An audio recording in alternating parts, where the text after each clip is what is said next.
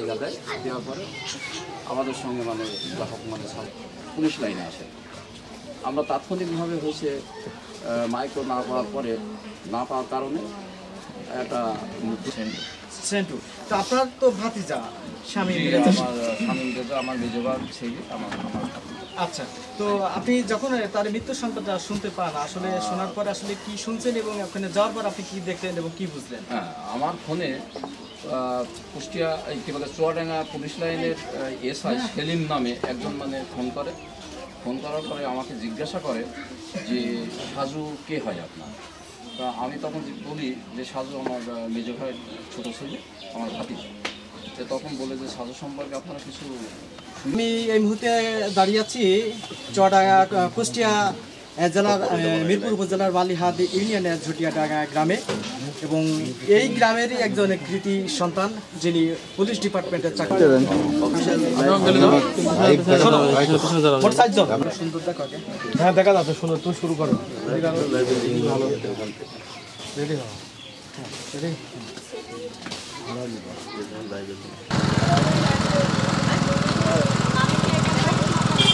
হ্যাঁ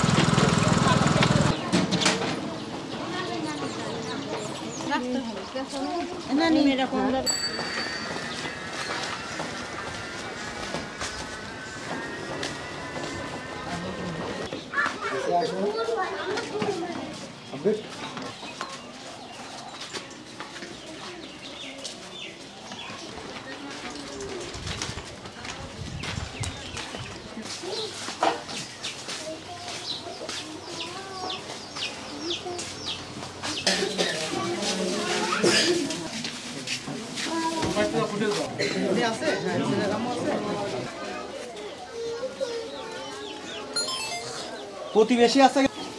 হ্যাঁ বলো বলো।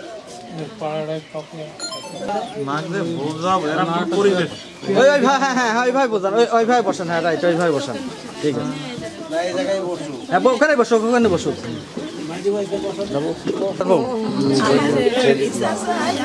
সংবাদ পাওয়ার পর কিন্তু পরিবার থেকে যাই, আসলে যে যিনি যান তো সেই সাজু চাচার সাথে এবারে কথা বলতো, যেহেতু এই কর্মস্থলেই কিন্তু সে যে সেখানে থাকতেন অর্থাৎ ব্রাকেটে থাকতেন, সেখানে কিন্তু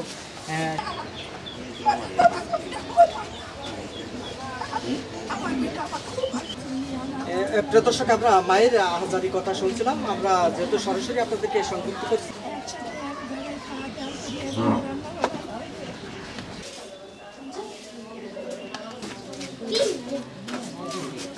কথাগুলো আপনাদেরকে শোনানোর জন্য চেষ্টা করছেন যে কনস্টেবল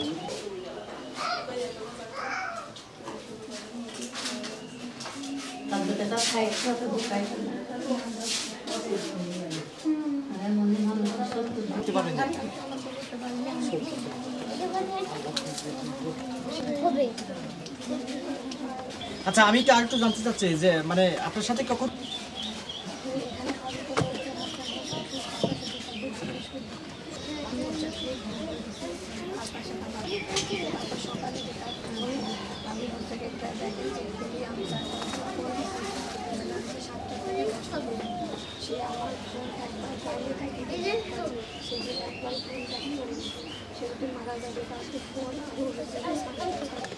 কারা মারতে বেরোবে? ও মারতে পুলিশই মারিছে।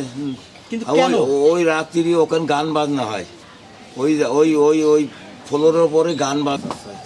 প্রিয় দর্শক, আমরা কথা বলছিলাম